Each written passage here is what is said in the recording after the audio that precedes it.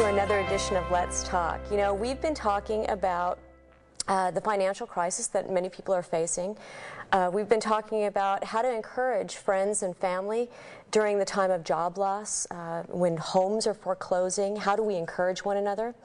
One of the things that comes up at that same time is we seem to be rushing through life. And today we're talking, ladies, about the faster I go, the behinder I get. Right. So let's talk about that. What happens with our time? Where does it all go? I get to the end of the week and there's no more time. And I look back and I go, where did it all go?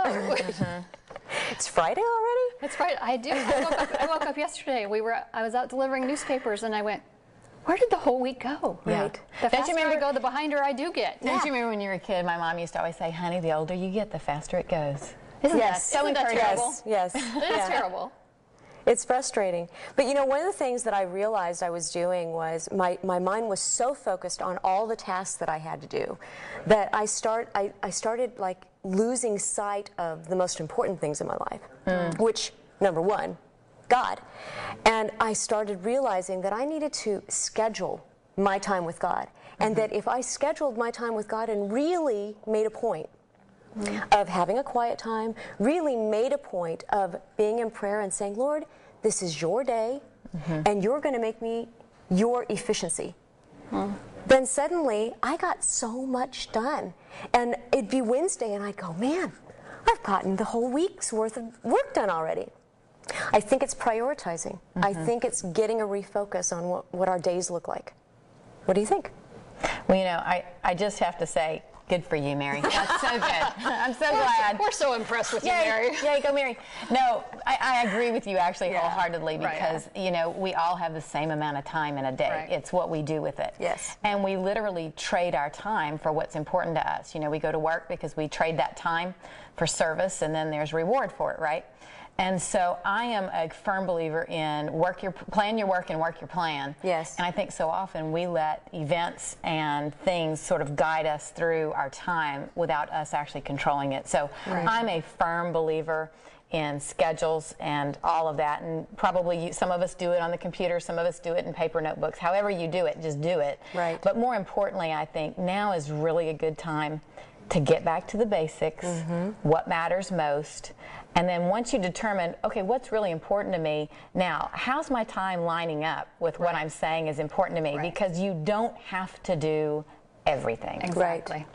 Yeah, it's a good time for deciding those things that you need to let go of. Right. And those things that maybe you need to pick up. I mean, it could be that maybe you need to pick up a time with the Lord, that quiet time that we've talked about over the last couple weeks that will give you that perspective. Yes. That bigger perspective. Okay, Lord, I need to fix my eyes on you first thing in the morning so that I can have peace throughout the day, so that I can have your perspective on the things that are happening in my life, so that I can have those creative ideas that are going to give me new ideas for jobs or new ideas for how to help my friends and neighbors or whatever those things are, because you've got to have that. I mean, I've got to have that. First thing in the day, I've got to have some time of worship and some time with the Lord. Yes. It's first. It's got to happen, or you just don't want to be around me. I'm telling you, you just don't want to be around me, because the faster I go, behinder I get. I just get cranky. Yeah. So that's key, and that's priority. But there are things that we need to let go of in our lives. Absolutely. If you get to the end of the week and there's 40 hours of work left to do and the week's over,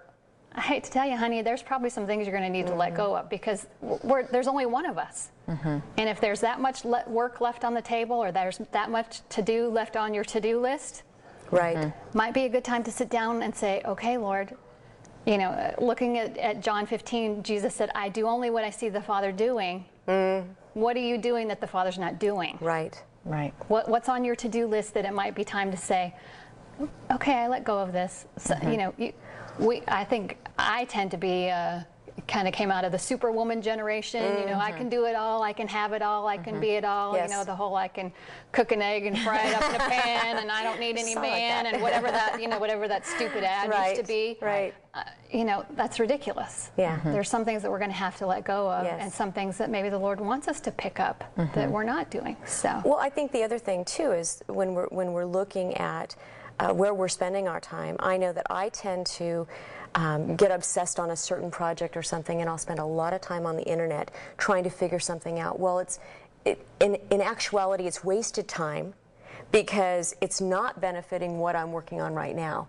I get caught up with, Facebook and who's doing what on Facebook, and then I go over to, do a research on, Googling, what the most nutritious thing is for, taking care of a headache or whatever, and it's like, no, I need to focus on my to-do list. I need to really make sure that my priority is what I had set up today. If I have extra time, great, I can do that.